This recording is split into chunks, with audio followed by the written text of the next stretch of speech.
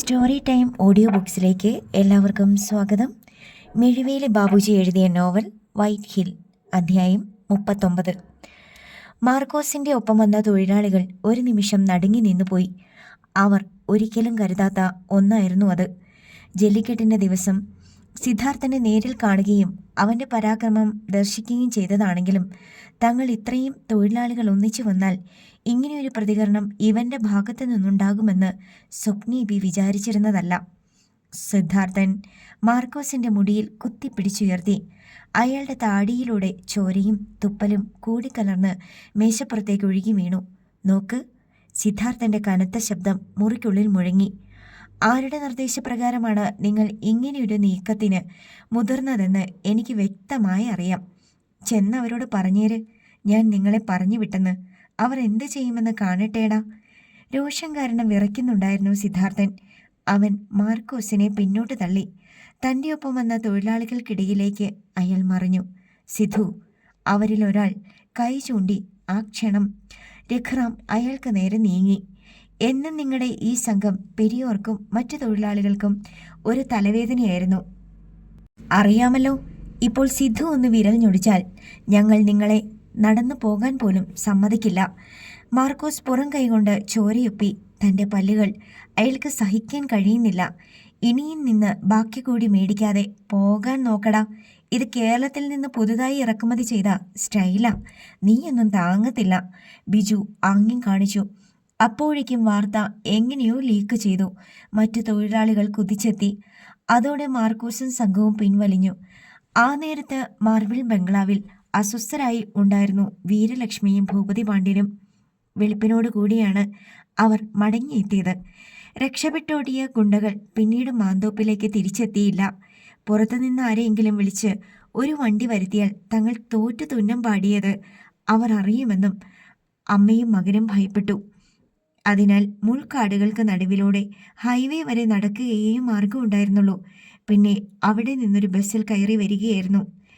എല്ലാം ആ സിദ്ധാർത്ഥൻ്റേതാണെന്ന് തിരിച്ചറിഞ്ഞതോടെ പോലീസും ഇപ്പോൾ അവൻ്റെ പക്ഷത്തേക്ക് നീങ്ങി. മാത്രമല്ല, തെങ്കവിളിയൻ മാന്തോപ്പിൽ കുഴിച്ചു മൂടിയവരുടെ വിവരങ്ങൾ കൂടി പോലീസിനോട് വെളിപ്പെടുത്തിയാൽ തീർന്നു. അപ്പോൾ എല്ലാ വിരലുകളും നമുക്ക് നേരെ ചൂണ്ടപ്പെടും. ഭൂപതിയുടെ വാക്കുകൾ കേട്ട് വീരലക്ഷ്മി വല്ലാതെ ഒന്ന് ഞെട്ടി. അസ്വസ്ഥതയോടെ അവർ തലമുടി വലിച്ചു പറിച്ചു. ഏട്ടൻ കൂടെ ഉണ്ടായിരുന്നെങ്കിൽ ഒന്നും സംഭവിക്കുമായിരുന്നില്ല, അവർ മന്ത്രിച്ചു. അങ്കിളിനെ ഇനി പ്രതീക്ഷിച്ചിട്ട് കാര്യമില്ല. ഭൂപതി തീർപ്പ് കൽപ്പിച്ചു. ജീവനോടെ ഉണ്ടാകുമോ എന്ന് പോലും ഞാൻ സംശയിക്കുന്നു. അതും കൂടി കേട്ടതോടെ വീരലക്ഷ്മി ഒരു തളർച്ച ബാധിച്ചു. അവർ സിറ്റിയിലേക്ക് ചാഞ്ഞ് കണ്ണുകൾ പൂട്ടി. ആ നേരത്താണ് ഭൂപതിയുടെ ഫോണിലൂടെ ഞെട്ടിക്കുന്ന ആ വാർത്ത ചീറി വന്നത്. മാർക്കോസിൻ്റെ ശബ്ദം. ചിന്നമുതലാളി, അവനും കുറേ പേരും കമ്പനിയിൽ വന്നു. ഞങ്ങൾ എതിർക്കാൻ നോക്കി, പക്ഷെ തോറ്റുപോയി. എൻ്റെ പല്ലും പോയി. അയാൾ ആ സംഭവം ചുരുക്കി അറിയിച്ചു. തലയ്ക്ക് ചുറ്റിക കൊണ്ട് ഒരടി കിട്ടിയതുപോലെ തോന്നി ഭൂപതി പാണ്ഡ്യന്. കൈകൾക്ക് ബലക്ഷയം വന്നതുപോലെ. വിരലുകൾക്കിടയിലൂടെ ഫോൺ വഴുതിപ്പോയി. വീരലക്ഷ്മി കണ്ണുകൾ തുറക്കാതെ തിരക്കി. ഫാക്ടറിയും അവൻ പിടിച്ചെടുത്തു അല്ലേടാ? ഭൂപതി മൂളി. എങ്കിലിനി ഒന്നും നോക്കണ്ട. അങ്ങേരൊപ്പിട്ട ചെക്കുകൾ നിന്റെ കയ്യിലുണ്ടല്ലോ. ഇന്ന് തന്നെ അതിലൂടെ പിൻവലിക്കാവുന്നത്രയും എടുക്കണം. അതെങ്ങനെയമ്മേ? അച്ഛൻ പോയ നിലയ്ക്ക് ഇനി അവകാശികൾ നമ്മളാണെന്ന് ബാങ്കുകാർക്ക് ഉറപ്പു വരണ്ടേ? അതിനുള്ള എന്ത് രേഖകളുണ്ട് നമ്മുടെ പക്കൽ? വീരലക്ഷ്മിക്ക് അടുത്ത ഞെട്ടൽ. ഇപ്പോൾ സിദ്ധാർത്ഥനും നമ്മളും ഒരുപോലെയായി അല്ലേ? രണ്ടു കൂട്ടരുടെയും കയ്യിൽ രേഖകളൊന്നുമില്ല. ആ മുടിഞ്ഞ കാലൻ ഇതെല്ലാം എവിടെ കൊണ്ട് വച്ചിരിക്കുക? ചത്തു കഴിഞ്ഞിട്ട് മനുഷ്യന് സ്വസ്ഥത തരാതെ. അവർ ചന്ദ്രശേഖരനെ പ്രാഗി. പിന്നെ സ്വയം ആശ്വസിച്ചു. വേണ്ടത്ര പണം നമ്മുടെ അക്കൗണ്ടുകളിൽ ഉണ്ടല്ലോ. തൽക്കാലം പിടിച്ചു നിൽക്കാൻ അത് മതി. പിന്നെ ബസ്സുകളുടെ വരുമാനം. പറഞ്ഞു നിർത്തിയ ശേഷം വീരലക്ഷ്മിയുടെ ഫോണിലേക്ക് ഉലകുമയിൽ വിളിച്ചു. അമ്മേ, ഞാനാ. ഡോക്ടർമാരുമായി ഞാൻ സംസാരിച്ചു. ഏട്ടനെ ഇവിടെ കിടത്തിയത് കൊണ്ട് കാര്യമായ പ്രയോജനമില്ലെന്ന് അവർ പറയുന്നേ. ഒന്നെങ്കിൽ വിദേശത്ത് കൊണ്ടുപോകണം, അല്ലെങ്കിൽ തൽക്കാലം അപ്പോളോ ഹോസ്പിറ്റലിലേക്കോ വെല്ലൂർക്കോ. മകൾ പറയുന്നത് കേൾക്കാനുള്ള ക്ഷമയില്ലായിരുന്നു വീരലക്ഷ്മിക്ക്. അവർ അലറി. ഇവിടെ മനുഷ്യൻ പിടിച്ചു നിൽക്കുന്നത് എങ്ങനെയെന്ന് ചിന്തിക്കുമ്പോഴാ അവളുടെ ഒരു അപ്പോളോ ഹോസ്പിറ്റൽ. നാറിപ്പൊഴുത്ത് ചാകാനടി അവൻ്റെ വിധി. അവൻ്റെ മാത്രമല്ല, ഈ ബംഗ്ലാവിലെ ഓരോരുത്തരുടെയും. അത്രയും പറഞ്ഞിട്ട് അവർ ഫോൺ കട്ട് ചെയ്തു. മകനെ കാണുവാൻ ഇതുവരെ വീരലക്ഷ്മി ഹോസ്പിറ്റലിൽ പോയിട്ടില്ല. ഭൂപതി എഴുന്നേറ്റു. വെടികൊണ്ട കടുവയെപ്പോലെ ഹാളിലൂടെ 2-3 ചാൽ നടന്നു. അമ്മേ, നമുക്കൊരു പ്രൊഫഷണൽ കില്ലറെ വരുത്തിയാലോ? മംഗലാപുരത്തും മദ്രാസിലുമുള്ള പല മിടുക്കന്മാരെയും എനിക്കറിയാം. സിദ്ധാർത്ഥനെ മാത്രമല്ല, ആ രാജഗുരുവിനെയും ഇനി ജീവിക്കാൻ വിട്ടുകൂടാ. വീരലക്ഷ്മി പുച്ഛഭാവത്തിൽ മകനെ നോക്കി. ചിലരുടെ കഥകളിലേതുപോലെ തെരുവ് പട്ടിയെ ഒതുക്കാൻ മുംബൈയിൽ നിന്ന് പട്ടിപിടുത്തക്കാരനെ ഇറക്കുക, എന്നിട്ട് അയാളുടെ പൊക്കിളിന് ചുറ്റും ഇഞ്ചക്ഷൻ എടുക്കാനുള്ള അവസരമുണ്ടാക്കുക. നാണമില്ലേടാ നിനക്ക്? ആണാണെങ്കിൽ നീ ചെയ്യണം. ഒളിച്ചും പാത്തുമല്ല, 4 ആൾ കാണെ. ഞാനും വരാം നിന്റെ കൂടെ. എന്താ, നിനക്ക് ധൈര്യമുണ്ടോ? ആദ്യം ഒന്ന് പതറിയെങ്കിലും ഭൂപതി തീർത്ത് പറഞ്ഞു. ഞാൻ ഒരുക്കമാ. എങ്കിൽ വിശ്വസിക്കാൻ കൊള്ളാവുന്ന ഏതെങ്കിലും തെണ്ടികൾ നിന്റെ കൂടെ ഉണ്ടെങ്കിൽ അവരെയും കൂട്ടിക്കോ. അമ്മയുടെ വാക്കുകളും പിന്തുണയും ആവേശമായി ഭൂപതിയുടെ ചോരയിൽ നിറഞ്ഞു പതഞ്ഞു പൊങ്ങി. അവൻ മാർക്കൂസിനെ വിളിച്ചു. എടാ, എൻ്റെ കൂടെ വരണം. അവനെ, ആ സിദ്ധാർത്ഥനെ തീർക്കാൻ എനിക്കതിൽ സന്തോഷമേ ഉള്ളൂ മുതലാളി. പക്ഷെ ഒരു വ്യവസ്ഥ. പറഞ്ഞു. ഭൂപതി നെറ്റിച്ചുളിച്ചു. കൊല്ലുന്നതിനു മുമ്പ് അവൻ്റെ പല്ലുകൾ അടിച്ചു പറിക്കാനുള്ള അവസരം എനിക്ക് തരണം. സമ്മതിച്ചിരിക്കുന്നു. സമയവും സ്ഥലവും ഞാൻ അറിയിക്കും. അങ്ങനെ അതുറപ്പിച്ചു. അപ്പോൾ വീരലക്ഷ്മി കൂട്ടിച്ചേർത്തു. അതിനു മുമ്പ് എനിക്ക് ആ രാജഗുരുവിൻ്റെ ഭാര്യയെയും കമലത്തെയും ഒന്ന് കാണണം. കൂടപ്പിറപ്പുകളോട് അവർക്കെന്തെങ്കിലും സ്നേഹമുണ്ടോയെന്ന് അറിയണമല്ലോ. മാർബിൾ ഫാക്ടറിയിൽ നിന്ന് സിദ്ധാർത്ഥനും സംഘവും നേരെ പോയത് മാർക്കൻറ്റൈൽ ബാങ്കിൻ്റെ മേലൂർ ബ്രാഞ്ചിലേക്കാണ്. അഡ്വക്കേറ്റ് ദൈവശിഖാമണി അവിടെ കാത്തു നിന്നിരുന്നു. മാനേജർ രാജഗുരുവിൻ്റെ പരിചയക്കാരൻ കൂടിയായിരുന്നതിനാൽ പെട്ടെന്ന് തന്നെ അവർ അകത്തേക്ക് വിളിക്കപ്പെട്ടു. സിദ്ധാർത്ഥനും രാജഗുരുവും വക്കീലും അകത്തേക്ക് പോയി. ഇരിക്കൂ. മാനേജർ പുഞ്ചിരിച്ചു. രാജഗുരുവാണ് കാര്യം വിശദീകരിച്ചത്. മാനേജർ സിദ്ധാർത്ഥനെ നോക്കി. പിന്നെ കമ്പ്യൂട്ടറിൽ ഷൺമുഖ പെരുമാൾ എന്നും ബ്രാക്കറ്റിൽ ചന്ദ്രശേഖരൻ എന്നുമുള്ള അക്കൗണ്ട് ഓപ്പൺ ചെയ്തു. അതൊരു ജോയിൻ്റ് അക്കൗണ്ടായിരുന്നു. അതിൽ ചന്ദ്രശേഖരൻ്റെയും സിദ്ധാർത്ഥൻ്റെയും ഫോട്ടോകളും ഉണ്ടായിരുന്നു. മാനേജർ എല്ലാവരെയും ഒന്ന് നോക്കി കൊണ്ട് തുടർന്നു. വളരെ വിചിത്രമായ ഒരു അക്കൗണ്ടാണിത്. ഞാനിവിടെ വന്നിട്ടിപ്പോൾ 3 വർഷമായി. ഈ അക്കൗണ്ടിൻ്റെ രീതി കണ്ട് ഞാൻ മിസ്റ്റർ പെരുമാളിനോട് നേരിൽ തന്നെ കാര്യം തിരക്കുകയും ചെയ്തിരുന്നു. മനസ്സിലായില്ല? സിദ്ധാർത്ഥൻ നെറ്റി ചൊളിച്ചു. മാനേജർ തുടർന്നു. അതായത് ഈ അക്കൗണ്ടിൻ്റെ പ്രത്യേകത, ജോയിൻ്റ് ആണെങ്കിലും ആരെങ്കിലും ഒരാൾ ഒപ്പിട്ടാൽ പോലും ചെക്ക് ക്യാഷ് ചെയ്യാവുന്നതാണ്.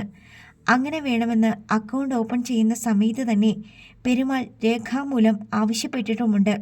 തനിക്കോ മകൻ സിദ്ധാർത്ഥനോ ആർക്കും പണമെടുക്കാം. തനിക്ക് മരണം സംഭവിച്ചാൽ എല്ലാത്തിൻ്റെയും അവകാശി സിദ്ധാർത്ഥനായിരിക്കും. മാനേജരായി ആരിവിടെ ഇരുന്നാലും സിദ്ധാർത്ഥനെ ബോധ്യപ്പെട്ടാൽ മതി. സിദ്ധാർത്ഥൻ തൻ്റെ ഇലക്ഷൻ ഐഡൻറ്റിറ്റി കാർഡും ആധാർ കാർഡും എടുത്തു നൽകി. മാനേജർ അത് വാങ്ങി. ആധാർ കാർഡ് നമ്പർ അക്കൗണ്ട് ഡീറ്റെയിൽസുമായി ഒത്തുനോക്കി. 6 മാസങ്ങൾക്ക് മുമ്പ് മിസ്റ്റർ പെരുമാൾ സിദ്ധാർത്ഥൻ്റെ ആധാർ കാർഡ് നമ്പർ അക്കൗണ്ട് ഡീറ്റെയിൽസിൽ ലിങ്ക് ചെയ്തിരുന്നു. മാനേജർ പറഞ്ഞപ്പോൾ സിദ്ധാർത്ഥൻ്റെ മനസ്സിൽ പെട്ടെന്നൊരു നീറ്റൽ പടർന്നു. ഒരു ബാങ്ക് പേപ്പറിൽ അച്ഛൻ തന്നെ കൊണ്ട് ഒപ്പിടുവിച്ച് കൊണ്ടുപോകുന്നതും അവൻ ഓർത്തു. ഒരു പക്ഷേ ഏത് നിമിഷവും കൊല്ലപ്പെട്ടേക്കാം എന്നൊരു ഭീതി അച്ഛനുണ്ടായിരുന്നിരിക്കണം. അക്കൗണ്ടിൽ ക്യാഷ് ബാലൻസ് എത്രയുണ്ട്? ചോദിച്ചത് രാജഗുരുവാണ്. മാനേജർ സിദ്ധാർത്ഥനെ നോക്കി. അത് ബാങ്കും കസ്റ്റമറും തമ്മിലുള്ള ഒരിടപാടാണ്. മനസ്സിലായി സർ. അവൻ ചിരിച്ചു. പക്ഷേ ഇവർ കേൾക്കുന്നത് കൊണ്ട് കുഴപ്പമില്ല. ഓക്കെ. മാനേജറുടെ കൈവിരൽ മൗസിൽ ചലിച്ചു. അയാളുടെ ചുണ്ടനങ്ങുന്നത് വർദ്ധിച്ചു. ആകാംക്ഷയോടെ മൂവരും നോക്കിയിരുന്നു. 2-3 ആവർത്തി അക്കങ്ങൾ ചെക്ക് ചെയ്തതിനു ശേഷമാണ് മാനേജർ പറഞ്ഞത്. Balance amount 1,27 crore and 90,000. അമ്പരന്നിരുന്നു പോയി മൂവരും.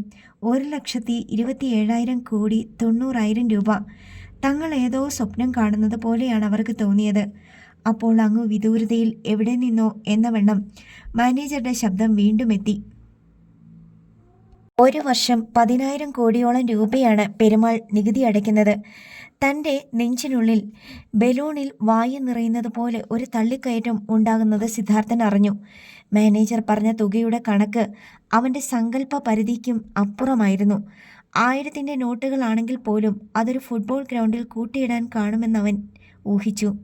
ഇത്രയും പണം അവിടെ ഉള്ളപ്പോഴാണ് തങ്ങൾ നാട്ടിൽ കൊടും ദാരിദ്ര്യത്തിൽ സിദ്ധു, മാനേജറുടെ ശബ്ദമാണ് അവനെ ഉണർത്തിയത്. സർ, ഇപ്പോൾ പണം വല്ലതും വിഡ്രോ ചെയ്യുന്നുണ്ടോ? ഇല്ല സർ, ഞങ്ങൾ വന്നത് മറ്റൊരു കാര്യത്തിന് വേണ്ടിയാ. അവൻ ബാങ്ക് ലോക്കറിൻ്റെ കാര്യം പറഞ്ഞു. സിദ്ധാർത്ഥന് അത് തുറന്നു നോക്കാം, ആവശ്യമുള്ളതെല്ലാം എടുക്കാം, യാതൊരു പ്രതിബന്ധവുമില്ല. മാനേജർ എഴുന്നേറ്റു. ഒപ്പം സിദ്ധാർത്ഥനും സംഘവും. സോറി, പെട്ടെന്ന് മാനേജർ അറിയിച്ചു. ലോക്കർ റൂമിലേക്ക് സിദ്ധുവിന് മാത്രമേ വരാൻ പറ്റൂ. രാജഗുരുവും ദൈവശിഖാമണിയും ഒന്ന് വിളറി. ഓക്കെ, അവർ സമ്മതിച്ചു. മാനേജരും സിദ്ധാർത്ഥനും പോയി. Locker room. മാനേജറും സിദ്ധാർത്ഥനും തങ്ങളുടെ താക്കോലുകൾ ഉപയോഗിച്ചു. പിന്നെ സിദ്ധാർത്ഥൻ അച്ഛൻ കുറിച്ചു വച്ചിരുന്ന നമ്പറുകൾ കൂടി പ്രസ് ചെയ്തു. ലോക്കർ തുറക്കപ്പെട്ടു. മാനേജർ മാറി നിന്നു. ഒരു പട്ടുസഞ്ചിയാണ് സിദ്ധാർത്ഥൻ്റെ കണ്ണിൽ ആദ്യം പെട്ടത്. അത് രത്നങ്ങളാണെന്ന് അവന് ബോധ്യമായി. പിന്നീട് കുറേ പ്രമാണങ്ങൾ. അതെടുത്ത് നോക്കിയിട്ട് അവൻ മാനേജരോട് പറഞ്ഞു, ഇവയുടെ ഫോട്ടോ കോപ്പികൾ എടുത്തിട്ട് ഒറിജിനൽ ഇവിടെ തന്നെ വെക്കണമെന്നാണ് എൻ്റെ ആഗ്രഹം. ഓ, അതിനെന്താ? അപ്പോൾ തന്നെ മാനേജർ പ്യൂണിനെ വിളിച്ച് ബാങ്കിൽ നിന്ന് തന്നെ അവയുടെ സിറോക്സ് കോപ്പികൾ എടുത്ത് സിദ്ധാർത്ഥന് നൽകി. ഒറിജിനൽ വീണ്ടും ലോക്കറിൽ തന്നെ വെച്ചു പൂട്ടി. അപ്പോൾ കാണാം സാർ. അവൻ മാനേജർക്ക് ഷേക്ക് ഹാൻഡ് നൽകി. മടക്കയാത്ര. അഡ്വക്കേറ്റ് ദൈവശിഖാമണി ആ പ്രമാണങ്ങളുടെ കോപ്പികൾ ഒന്ന് ഓടിച്ചു വായിച്ചു. പിന്നെ പറഞ്ഞു, എല്ലാ സ്വത്തുക്കളും സിദ്ധാർത്ഥൻ്റെ പേരിൽ തന്നെയാണ്. കേസ് കൊടുത്താൽ പോലും ആർക്കും അതുകൊണ്ട് പ്രയോജനമുണ്ടാകില്ല.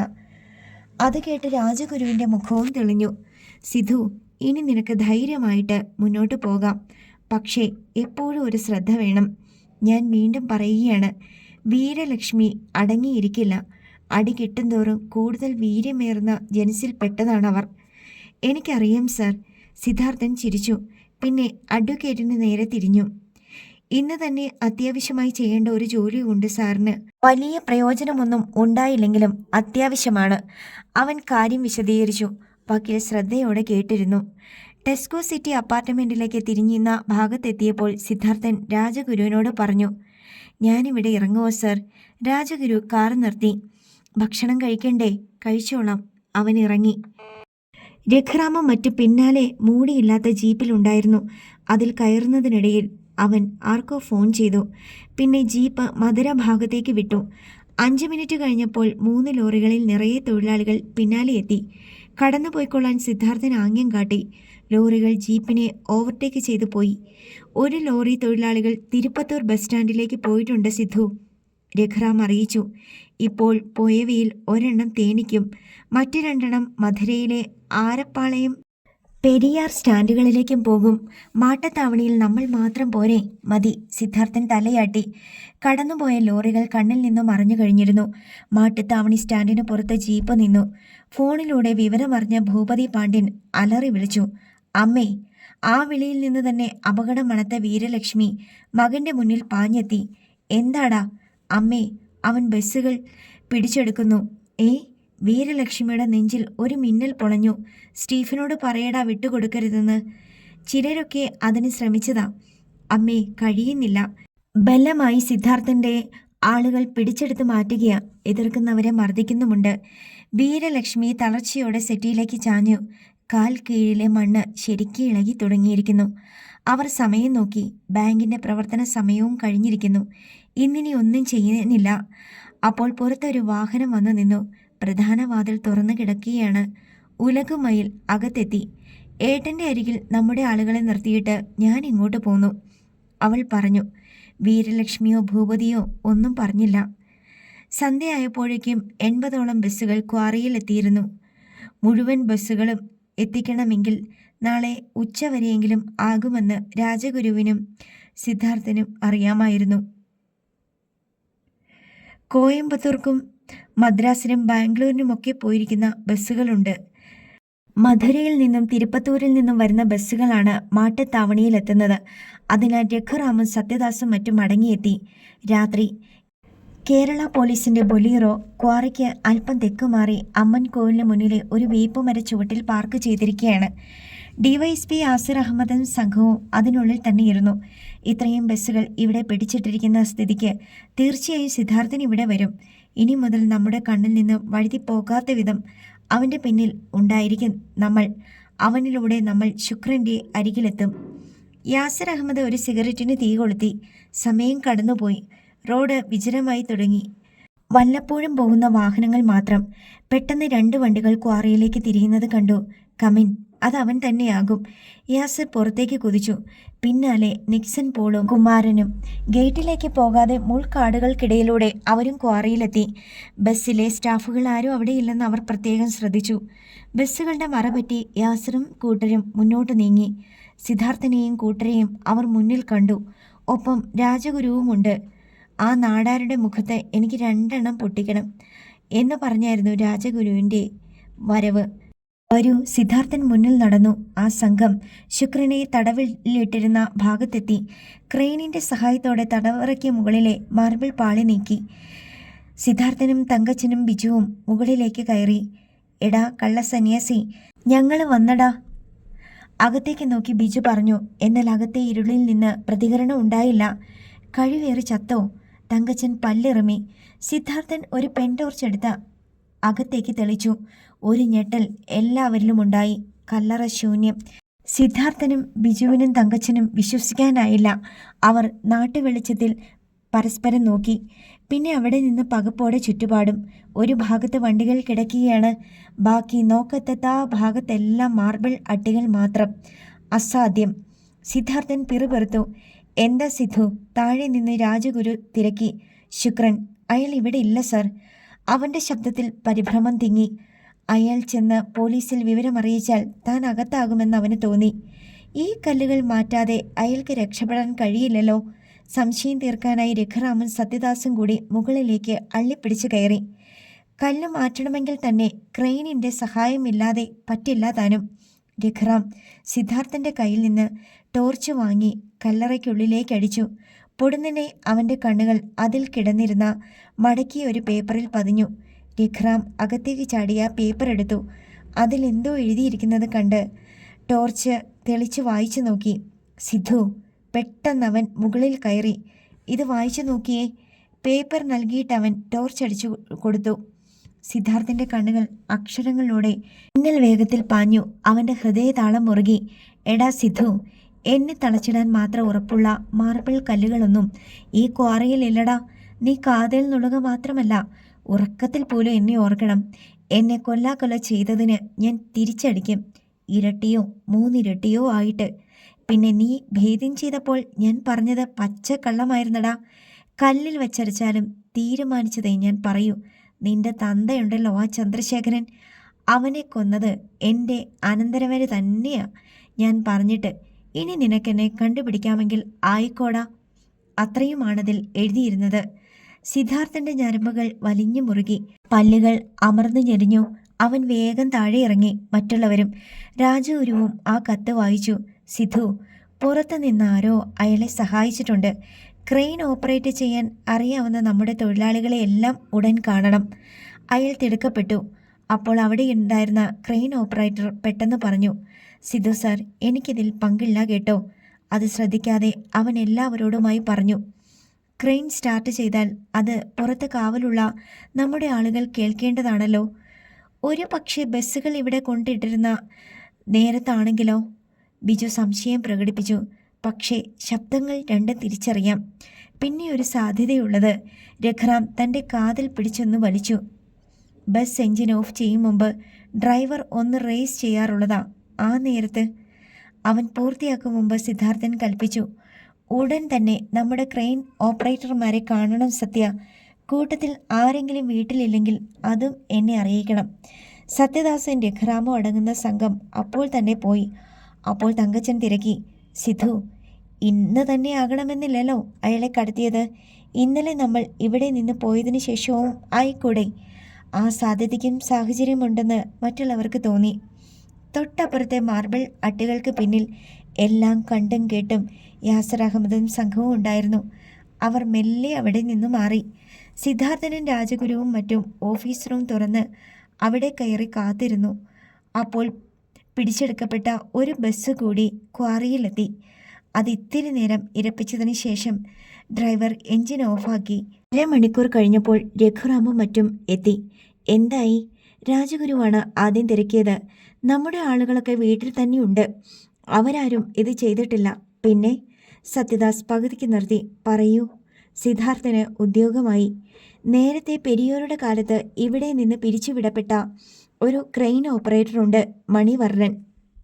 ഒരു രാത്രി മാർബിൾ പീസുകൾ കട്ടുകടത്താൻ ശ്രമിച്ചതിൻ്റെ പേരിലായിരുന്നു പിരിച്ചുവിടൽ. സത്യ, നീ കാര്യം പറ. സിദ്ധാർത്ഥൻ അസ്വസ്ഥനായി. ഈ പറഞ്ഞ മണിവർണ്ണനെ ഇന്നലെയും ഇന്നുമൊക്കെ ഈ പരിസരത്ത് കണ്ടവരുണ്ട്.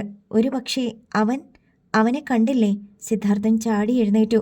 ഇല്ല, വൈകിട്ട് ഒരു കാറിൽ കയറി പോകുന്നത് കണ്ടെന്ന് വീട്ടുകാർ പറഞ്ഞു. മതി. അവൻ കൈ ഉയർത്തി. വീരലക്ഷ്മിയുടെയോ ഭൂപതിയുടെയോ നിർദ്ദേശാനുസരണമായിരിക്കണം അവൻ പ്രവർത്തിച്ചത്. അവൻ രാജഗുരുവിൻ്റെ നേരെ വെട്ടിത്തിരിഞ്ഞു. സർ, ശുക്രൻ എത്തിപ്പെടാൻ ഇടയുള്ള ഹോസ്പിറ്റലുകൾ, പോലീസ് സ്റ്റേഷനുകൾ ഉടനെ അന്വേഷിക്കണം. പിന്നെ ഈ പറഞ്ഞ മണിവർണ്ണൻ പൊക്കണം അവനെയും. ഏറ്റു. രാജഗുരു എഴുന്നേറ്റു. ഏതായാലും ശുക്രൻ പോലീസിൽ പരാതിപ്പെടാൻ പോവില്ല. പോയാൽ താൻ തന്നെ കുരുങ്ങും എന്നയാൾക്കറിയാം. പിന്നെ ഹോസ്പിറ്റൽ, അത് നമ്മൾ കണ്ടെത്തും. പൊടുന്നനെ സിദ്ധാർത്ഥൻ്റെ ശബ്ദമുയർന്നു.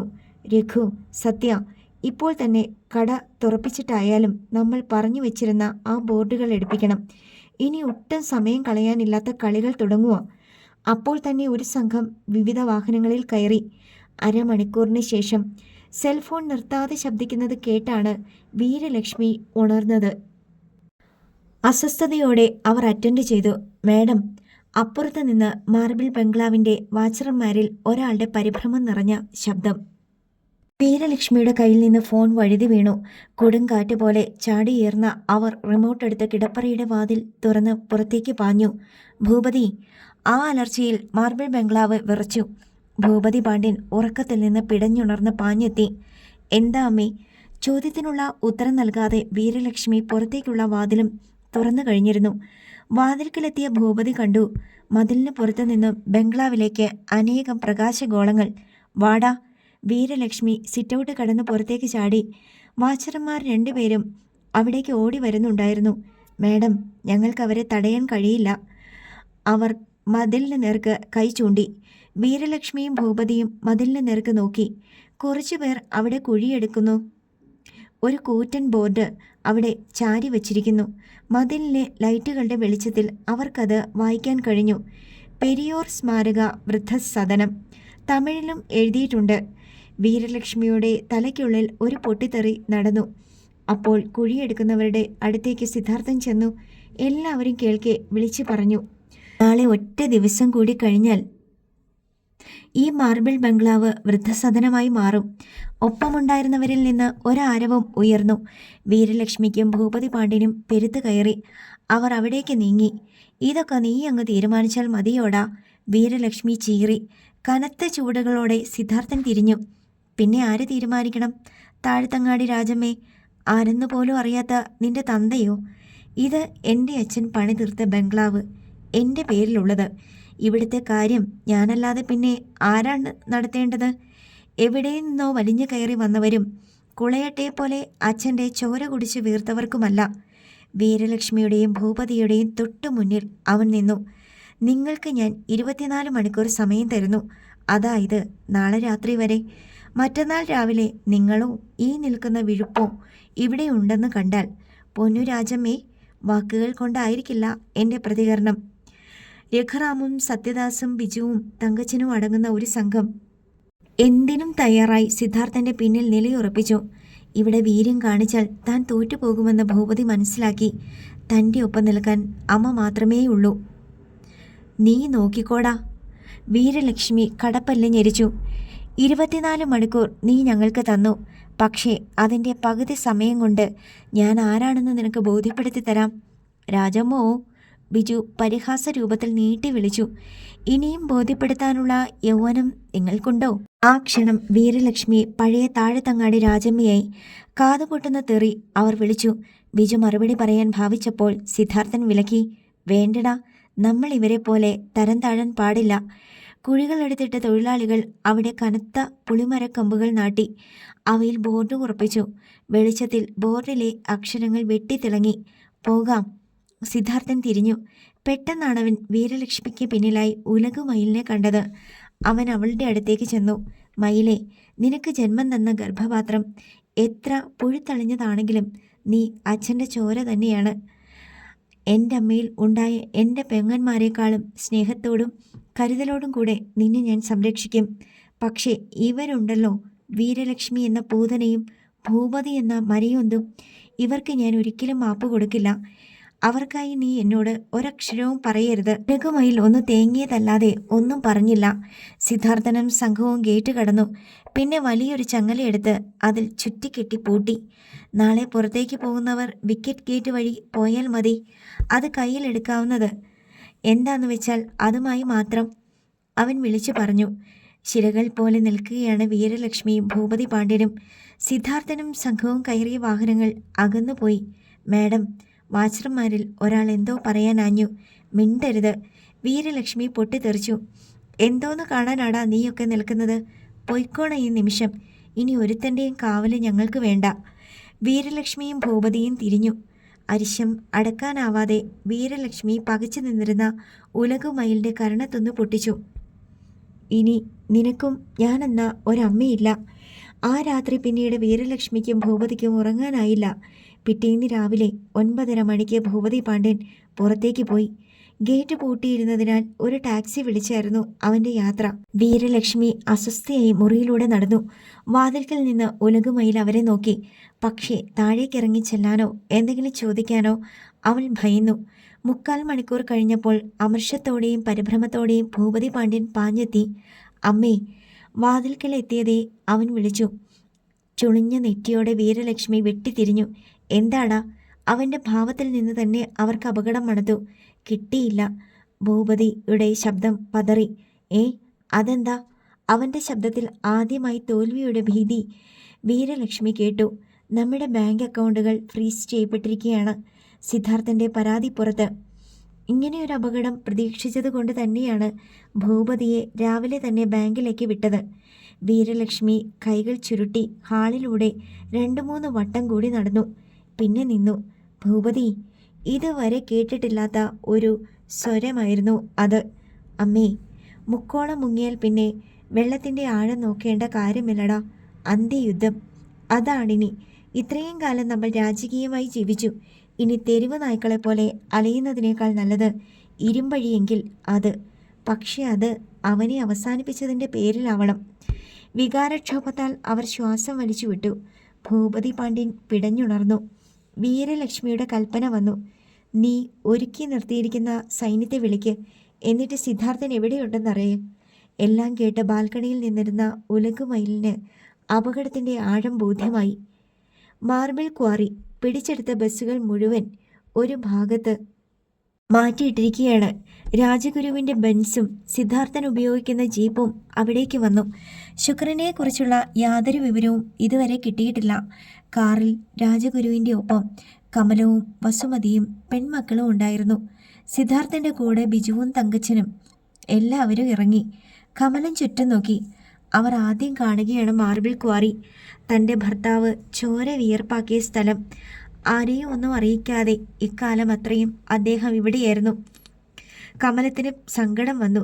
പെട്ടെന്ന് തൊഴിലാളികൾ ഒന്നടങ്കം അവിടേക്ക് വന്നു, തങ്ങളുടെ പെരിയോരുടെ ഭാര്യയെയും മക്കളെയും കാണുവാൻ. ഇത്തവണ അവരുടെ കൂട്ടത്തിൽ ഒരുപാട് സ്ത്രീകളും കുട്ടികളും വൃദ്ധരും ഉണ്ടായിരുന്നു. എന്താ സിദ്ധു ഇത്? ഒന്നും മനസ്സിലാകാതെ രാജഗുരു അവനെ നോക്കി. അവൻ ചിരിച്ചു. സാർ, അച്ഛൻ്റെ പ്രതിമാ നിർമ്മാണം ഏതാണ്ട് പൂർത്തിയായി കഴിഞ്ഞല്ലോ.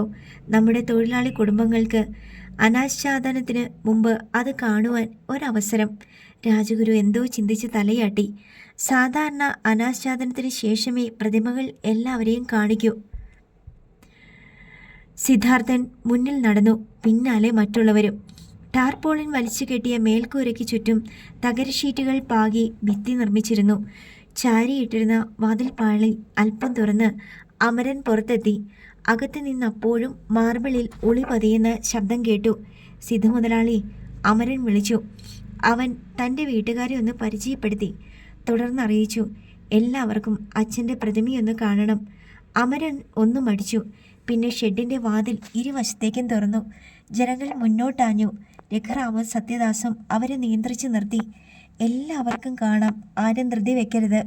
വെളുത്ത മാർബിളിൽ പുനർജനിച്ചു നിൽക്കുകയാണ് തൻ്റെ ഭർത്താവെന്ന് ഒറ്റ നോട്ടത്തിൽ തന്നെ കമലം തിരിച്ചറിഞ്ഞു. അവരുടെ ശരീരത്തിലൂടെ ഒരു കുളിര് പാഞ്ഞു. അതേ അവസ്ഥ തന്നെയായിരുന്നു രാധികയ്ക്കും കാജലിനും വിസ്മയയ്ക്കും വസുമതിക്കുമെല്ലാം. മോനെ, സാരി തലപ്പുയർത്തി കണ്ണു തുടച്ചിട്ട് കമലം സിദ്ധാർത്ഥന്റെ കയ്യിൽ മുറുകെ പിടിച്ചു. എല്ലാം ഉണ്ടായിട്ടും നിന്റെ അച്ഛന് നമ്മുടെ കൂടെ കുറച്ചു കാലം പോലും സന്തോഷത്തോടെ കഴിയാൻ പറ്റിയില്ലല്ലോടാ. ഏയ്, എന്താ അമ്മ ഇത്? അവൻ അവരെ ചേർത്ത് പിടിച്ചു. കമലം അവനിൽ നിന്നകന്ന് മുന്നോട്ട് നീങ്ങി. ചന്ദ്രശേഖരന്റെ പ്രതിമയിൽ വിറപൂണ്ട വിരലുകൾ കൊണ്ടൊന്ന് തൊട്ടു. അത് പ്രതിമയല്ലെന്നും അവതിലൂടെ ചൊടുചോര ഓടുന്നുണ്ടെന്നും അവർക്ക് തോന്നി. അമ്മേ, പെട്ടെന്ന് രാധികയും കാജലും ചെന്ന് അവരെ കെട്ടിപ്പിടിച്ചു. അല്ലെങ്കിൽ കമലം ബോധം കെട്ടി വീഴും എന്നവർക്ക് തോന്നി. കമലത്തെ അവർ പുറത്തെത്തിച്ചു. പിന്നീട് ജനങ്ങൾക്കുള്ള അവസരമായിരുന്നു. തങ്ങളുടെ പെരിയോർ ജീവനോടെ നിൽക്കുന്നത് പോലെയെന്ന് അവരും സമ്മതിച്ചു. സിദ്ധാർത്ഥൻ അമരന്റെ തോളിൽ കൈവച്ചു. തൃപ്തിയായി അമര, പ്രതിഫലം നീ ചോദിക്കുന്നതെന്തുമാണ്? ഇനി പണം വേണ്ട മുതലാളി, എനിക്ക് കൂടി ഇവിടെ ഒരു ജോലി തന്നാൽ ഉപകാരമായിരിക്കും, അവൻ പറഞ്ഞു. എങ്കിൽ ഈ നിമിഷം നിന്നെ അപ്പോയിന്റ് ചെയ്തിരിക്കുന്നു, സിദ്ധാർത്ഥൻ ഉറപ്പു നൽകി. തുടർന്ന് അവൻ ഒരു കല്ലിന് മീതെ കയറിയിരുന്നു. എല്ലാവരും ഒന്ന് നിശബ്ദരാകണം, എനിക്ക് ചിലത് പറയാനുണ്ട്. ജനങ്ങൾ പെട്ടെന്ന് ശാന്തരായി. എല്ലാ കണ്ണുകളും അവനിലായി. രാജഗുരു ഒന്നും മനസ്സിലാകാതെ അവനെ ശ്രദ്ധിച്ചു. സിദ്ധാർത്ഥൻ സംസാരിച്ചു തുടങ്ങി. അച്ഛൻ്റെ പ്രതിമ ഫാക്ടറിക്ക് മുന്നിലായിരിക്കും നമ്മൾ സ്ഥാപിക്കുക. അതിൻ്റെ തീയതിയും സമയവും ഒക്കെ പിന്നീട് അറിയിക്കും. പക്ഷേ അതോടൊപ്പം തന്നെ മറ്റൊരു കാര്യം കൂടി ചെയ്യാൻ തീരുമാനിച്ചിരിക്കുകയാണ് ഞാൻ. ജനങ്ങൾ ശ്രദ്ധയോടെ കാതുകൂർപ്പിച്ചു. അവൻ്റെ മുഴുങ്ങുന്ന ശബ്ദം വീണ്ടും ഉയർന്നു. നിങ്ങളുടെ കുട്ടികൾക്ക് പഠിക്കാൻ ഒരു സ്കൂൾ വേണം. തമിഴ്നാട്ടിലെ ഏറ്റവും അത്യാധുനിക സൗകര്യമുള്ള ഒരു സ്കൂൾ. പ്രതിമ അനാച്ഛാദന ദിവസം കമ്പനി സ്ഥലത്ത് തന്നെ നമ്മൾ അതിന് തറക്കല്ലിടും. വരും തലമുറ കല്ലിൽ മാത്രം പണിതെടുത്താൽ പോരാ. ജനങ്ങൾ കൈയൊടിയോടെ അത് സ്വീകരിച്ചു. രഘുറാമൻ സത്യദാസും അഭിമാനത്തോടെ പരസ്പരം നോക്കി. സിദ്ധാർത്ഥൻ തുടർന്നു. പിന്നെ നിങ്ങളുടെ പെരിയോർ വസിച്ചിരുന്ന മാർബിൾ ബംഗ്ലാവ്, അത് നാളെ മുതൽ ഒരു വൃദ്ധസദനമായിരിക്കും. അവിടെ നിങ്ങളുടെ കൂട്ടത്തിലെ ആർക്കും താമസിക്കാം. നിങ്ങളെ ശുശ്രൂഷിക്കാൻ ഞാൻ ആളുകളെ നിയമിക്കുന്നതാണ്. ഇതൊക്കെ കേട്ട് ജനങ്ങൾക്ക് കുളിരുണ്ടായി. രാജഗുരു മാത്രം മിഴിച്ചു നിൽക്കുകയാണ്. സിദ്ധാർത്ഥൻ്റെ സ്വരം വീണ്ടും ചിതറി വീണു. ഇനി ഏറ്റവും പ്രധാനപ്പെട്ട കാര്യം, അച്ഛൻ്റെ പ്രതിമ സ്ഥാപിക്കുന്ന ദിവസം മുതൽ ക്വാറിയും ഫാക്ടറിയും ബസ്സുകളും ഹോസ്പിറ്റലും എല്ലാം ഒരു ട്രസ്റ്റായി മാറുകയാണ്. ഞാനും നിങ്ങളും അടങ്ങുന്ന ട്രസ്റ്റ്. എന്ന് വെച്ചാൽ ഇവിടെ മുതലാളി തൊഴിലാളി വേർതിരിവ് ഉണ്ടായിരിക്കില്ല. ഞാനും രാജഗുരു സാറും ഉൾപ്പെടെ എല്ലാവരും ഇവിടുത്തെ ജീവനക്കാർ മാത്രം. ഇവിടെ കിട്ടുന്ന ലാഭവിഹിതങ്ങൾക്കും എല്ലാവർക്കും അവകാശമുണ്ടാകും. എല്ലാ വർഷവും ലാഭം പങ്കിട്ട് വിതരണം ചെയ്യും. ഇതുകൂടാതെ ഇപ്പോഴത്തെ ശമ്പള വർധനയോടുകൂടി തന്നെ ഓരോരുത്തർക്കും ലഭിക്കുകയും ചെയ്യും. എനിക്കായിട്ട് ഒന്നും വേണ്ട, എൻ്റെ കുടുംബത്തിനും. എന്തു പറയുന്നു? അവൻ എല്ലാവരെയും നോക്കി. നമ്മ സിദ്ധു വാഴുക, അലർച്ച പോലെയുള്ള ആരവമായിരുന്നു അവരുടെ മറുപടി. രാജഗുരുവും ബിജുവും തങ്കച്ചനുമൊക്കെ ഇത് കേട്ട് സ്തംഭിച്ചു നിൽക്കുകയാണ്. ഈ സിദ്ധുവിന് ഭ്രാന്ത് പിടിച്ചോ? പെരിയോർ പടുത്തുയർത്തിയ ഈ സാമ്രാജ്യം എല്ലാവർക്കുമായിട്ടിങ്ങനെ? രാജഗുരുവിന് അതൊട്ടും ഇഷ്ടപ്പെട്ടില്ല. ബിജുവും തങ്കച്ചനും അതിനു മറുപടിയും പറഞ്ഞില്ല. പെട്ടെന്ന് ജനങ്ങളുടെ ആരവങ്ങൾക്കിടയിലേക്ക് കുറേ വാഹനങ്ങൾ പാഞ്ഞു വന്നു. പുക പോലെ പൊടിപടലങ്ങൾ ഉയർന്നു. 10 ജീപ്പുകൾ. സിദ്ധാർത്ഥൻ വെട്ടിത്തിരിഞ്ഞു. ജനം ഭീതിയോടെ അകന്നു മാറി. അവർക്കിടയിൽ അവ ബ്രേക്കിട്ടു. ഞൊടിയിടയിൽ ഫാക്ടറി തൊഴിലാളിയായിരുന്ന മാർക്കോസിന്റെ നേതൃത്വത്തിൽ ഒരു സംഘം ആയുധധാരികൾ ചാടിയിറങ്ങി. അവർ ആയുധങ്ങൾ ചുഴറ്റി മുന്നോട്ടെടുത്തു. അവയുടെ സീൽക്കാരങ്ങൾ അന്തരീക്ഷത്തിൽ മുഴങ്ങി. ഏറ്റവും മുന്നിലെ ജീപ്പിൽ നിന്ന് അടുത്ത നിമിഷം വീരലക്ഷ്മിയും ഭൂപതി പാണ്ഡ്യനും ഇറങ്ങി. നായ്ക്കളെ നിർത്തിക്കോ നിന്റെയൊക്കെ ഊരിയിടൽ! വീരലക്ഷ്മിയുടെ ഗർജനം ഉയർന്നു പൊങ്ങി. പകയോടെ അവർ ചുറ്റും കണ്ണുകൾ കൊണ്ടൊഴിഞ്ഞു. അവസാനം അവ കമലത്തിൽ ചെന്ന് മുട്ടി ഒരു നിമിഷം നിന്നു. ഭൂപതി! അവർ കൈനീട്ടി. അവൻ ജീപ്പിൽ നിന്നൊരു റീത്തും കൂടവും എടുത്തു. ഇത് നിന്റെ നെഞ്ചത്ത് വെക്കാനുള്ളത്. വീരലക്ഷ്മി റീത്ത് വാങ്ങി സിദ്ധാർത്ഥന്റെ കാൽക്കലേക്കിട്ടു. പിന്നെ കൂടം കയ്യിലെന്തി. എൻ്റെ ഭർത്താവിൻ്റെ പ്രതിമ സ്ഥാപിക്കണമോ വേണ്ടയോ എന്ന് തീരുമാനിക്കുന്നത് ഞാനാ. സർപ്പം ചീറ്റുന്നത് പോലെയായിരുന്നു ശബ്ദം. ഞൊടിയിടയിൽ ഷെഡിനു മുന്നിൽ നിന്നിരുന്ന അമരനെ തള്ളി മാറ്റി വീരലക്ഷ്മി അകത്തേക്ക് കുതിച്ചു. സിദ്ധാർത്ഥൻ ഒരു നിമിഷം പതറി. ആ ക്ഷണം ആക്രോശിച്ചുകൊണ്ട് വീരലക്ഷ്മി കൂടം ഉയർത്തി. മറ്റ് ശില്പികൾക്ക് തടയാൻ കഴിയുന്നതിനു മുമ്പ് കൂടം പ്രതിമയിൽ ആഞ്ഞു പതിച്ചു. ചന്ദ്രശേഖരന്റെ പ്രതിമ ഒന്നുലഞ്ഞു. പിന്നെ പല കഷ്ണങ്ങളായി നിലം പൊത്തി. സിധു മുതലാളി, അമരൻ വിലപിച്ചു. സിദ്ധാർത്ഥൻ കൊടുങ്കാറ്റ് പോലെ അവിടേക്ക് കുതിച്ചു. ഷെഡിലേക്ക് വന്ന സിദ്ധാർത്ഥൻ ഒരു ഗ്ലാസ് ഭിത്തിയിൽ മുട്ടിയതുപോലെ നിന്നുപോയി. തകർന്നു വീണ ചന്ദ്രശേഖരന്റെ പ്രതിമയിൽ വീണ്ടും വീണ്ടും കൂടം കൊണ്ടടിക്കുകയാണ് വീരലക്ഷ്മി. എടീ! സിദ്ധാർത്ഥൻ അലറി. വീരലക്ഷ്മി പകയോടെ തിരിഞ്ഞതും കവളടക്കം അടി വീണു. കയ്യിലിരുന്ന കൂടത്തോടൊപ്പം അവരുടെ ഒരു കമ്മലും തകർന്ന പ്രതിമയ്ക്ക് മുകളിലേക്ക് വീണു. സിദ്ധാർത്ഥൻ അവരുടെ മുടിക്ക് കുത്തിപ്പിടിച്ച് പുറത്തേക്ക് വലിച്ചെറിഞ്ഞു. കൊല്ലടാ അവനെ! ആ രംഗം കണ്ട് ഭൂപതി പാണ്ഡ്യൻ മാർക്കോസിനോടും മറ്റും അലറി. ആയുധങ്ങൾ ചുഴറ്റിക്കൊണ്ട് അവർ സിദ്ധാർത്ഥന് നേരെ കുതിച്ചു. ബിജുവും തങ്കച്ചനും പെട്ടെന്നുണർന്നു. അവർ കമലത്തെയും വസുമതിയെയും പെൺമക്കളെയും അവിടെ നിന്ന് തിടുക്കത്തിൽ മാറ്റി. ഇനി ഇവന്മാരെ വിടരുത്. രഘുറാം തൊഴിലാളികളെ നോക്കി ഒച്ചയുയർത്തി. സ്ത്രീകൾ പിന്നോട്ട് മാറിക്കോ. സ്ത്രീകളും കുട്ടികളും വൃദ്ധരും പെട്ടെന്ന് പിന്തിരിഞ്ഞു. തൊഴിലാളികൾ ഗുണ്ടകൾക്ക് നേരെ തിരിഞ്ഞു. ആയുധങ്ങൾക്ക് മുന്നിൽ അടുക്കാനാവില്ലെന്ന് മനസ്സിലായപ്പോൾ അവർ മാർബിൾ കല്ലുകൾ പെറുക്കി ചുറ്റും നിന്നെറിഞ്ഞു. ഘോരയുദ്ധം. 5000 തൊഴിലാളികൾക്ക് അവരെ കീഴ്പ്പെടുത്താൻ മിനിറ്റുകളേ വേണ്ടി വന്നുള്ളൂ. ഉത്സവപ്പറമ്പിൽ പാഴ്വസ്തുക്കൾ ചിതറിക്കിടക്കുന്നത് പോലെ ഗുണ്ടകൾ അങ്ങിങ്ങ് കിടന്നു. ആ രംഗം കണ്ട് വീരലക്ഷ്മി പതറിപ്പോയി. അവർ മകനെ നോക്കി. ഇപ്പോൾ സിദ്ധാർത്ഥനും ഭൂപതി പാണ്ഡ്യനും നേർക്കുനേർ. പെട്ടെന്ന് ഭൂപതി ഷർട്ടിൻ്റെ കോളറിനടിയിലേക്ക് കൈയിട്ട് ഒരായുധം വലിച്ചെടുത്തു. പിരിയൻ മാൻകൊമ്പ്. തണ്ണീർമുക്കം ബണ്ടിനരികിൽ വെച്ച് തൻ്റെ കയ്യിൽ തുളഞ്ഞിറങ്ങിയ ഒരായുധത്തിൻ്റെ നിഴൽ സിദ്ധാർത്ഥൻ്റെ മനസ്സിൽ മിന്നി. എൻ്റെ കണ്ണുകൾ വല്ലാതെ പിടഞ്ഞു. വാടാ വാ, ഇങ്ങനെ നീയുമായി ഒരു മുഖാമുഖം കാത്തിരിക്കുകയായിരുന്നു ഞാൻ. ഭൂപതി പല്ലളിച്ചു. നോക്കി നിൽക്കാതെ അങ്ങോട്ട് ചെന്ന് കൊല്ലടാ. വീരലക്ഷ്മിക്ക് ഉന്മാദം പിടിപെട്ടതുപോലെയായി. ആ ക്ഷണം സിദ്ധാർത്ഥൻ മുന്നോട്ട് കുതിച്ചു. ഭൂപതി ഒറ്റ കുത്ത്. സിദ്ധാർത്ഥൻ ശരീരം വില്ലുപോലെ വളച്ചു. മാങ്കൊമ്പ് അവൻ്റെ നെഞ്ചിനു മുന്നിൽ വരെ എത്തിയതേയുള്ളൂ. രണ്ടാമതും കുത്താനാഞ്ഞപ്പോൾ സിദ്ധാർത്ഥൻ ആ കയ്യിൽ കടന്നു പിടിച്ചു. പിന്നെ ഒന്ന് വട്ടം തിരിച്ച് താഴേക്ക് കുനിഞ്ഞു. അവൻ്റെ പുറത്തുകൂടി ഭൂപതി മലർന്നു വീണു. ഇരുവരും അപ്പോഴും ആയുധത്തിലെ പിടി വിട്ടിരുന്നില്ല. സിദ്ധാർത്ഥൻ നിവർന്നു. അവൻ്റെ കണ്ണുകളിൽ പക ജ്വലിച്ചു. എൻ്റെ അച്ഛനെ കൊന്നിട്ടും എല്ലാം കവർന്നെടുത്തിട്ടും അമ്മയുടെയും മോൻ്റെയും കലിയടങ്ങിയില്ല അല്ലേടാ? വേണ്ട, ഇതിങ്ങനെ നീട്ടിക്കൊണ്ടു പോയാൽ നീയൊക്കെ വീണ്ടും വരും ഞങ്ങളുടെ ഉറക്കം കെടുത്താൻ. ഒറ്റ ചവിട്ട്. ഭൂപതി പാണ്ഡ്യൻ്റെ വലതു കൈയുടെ അസ്ഥി ഒടിയുന്ന ഒച്ച. ആ! അവൻ്റെ അലർച്ച അവിടം കിടിലം കൊള്ളിച്ചു. മാൻകൊമ്പ് കയ്യിൽ നിന്ന് വഴുതി.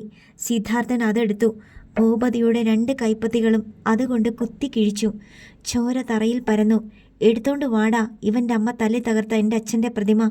തൊഴിലാളികൾ അകത്തേക്ക് പാഞ്ഞു. തകർന്ന പ്രതിമയുടെ പീസുകൾ താങ്ങിയെടുത്തുകൊണ്ട് വന്നു. ഇവൻ്റെ കാലുകളിലേക്കിട്.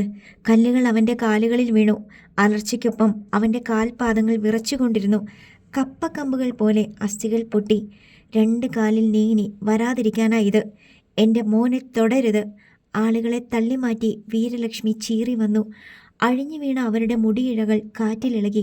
എന്നാൽ പെട്ടെന്ന് സ്ത്രീകളുടെ ഒരു സംഘം അവരെ തടഞ്ഞു. സിധു മുതലാളി, ഞങ്ങൾക്ക് ഒരു അവസരം തരണം. സമ്മതിച്ചിരിക്കുന്നു. അവൻ തലയാട്ടി. സ്ത്രീകൾ വീരലക്ഷ്മിയുടെ പട്ടുസാരി വലിച്ചു കീറി. അവരുടെ കൈകൾ പിന്നിലേക്ക് പിടിച്ച് അതുകൊണ്ട് ബന്ധിച്ചു. പിന്നെ ഒരു കല്ലിൽ ബലമായി ഇരുത്തി. ആരോ ഓടിപ്പോയി രാജൻ്റെ ബാർബർ ഷോപ്പിൽ നിന്ന് ഒരു കത്രികയുമായി എത്തി. ബലമായി അവർ വീരലക്ഷ്മിയുടെ മുടി വെട്ടാൻ തുടങ്ങി. വിടടി അറുവാണികളെ! വീരലക്ഷ്മി തെറി വിളിച്ചുകൊണ്ടിരുന്നു. ഇപ്പോൾ അവരുടെ ശിരസിൽ ഒരു മുടി പോലും അവശേഷിച്ചിരുന്നില്ല.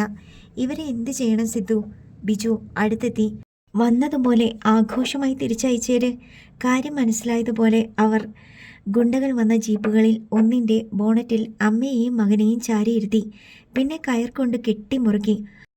അവർ കൊണ്ടുവന്ന റീത്തും കയറിൽ നെഞ്ചിൻ്റെ ഭാഗത്താൽ തിരികെ വെച്ചു.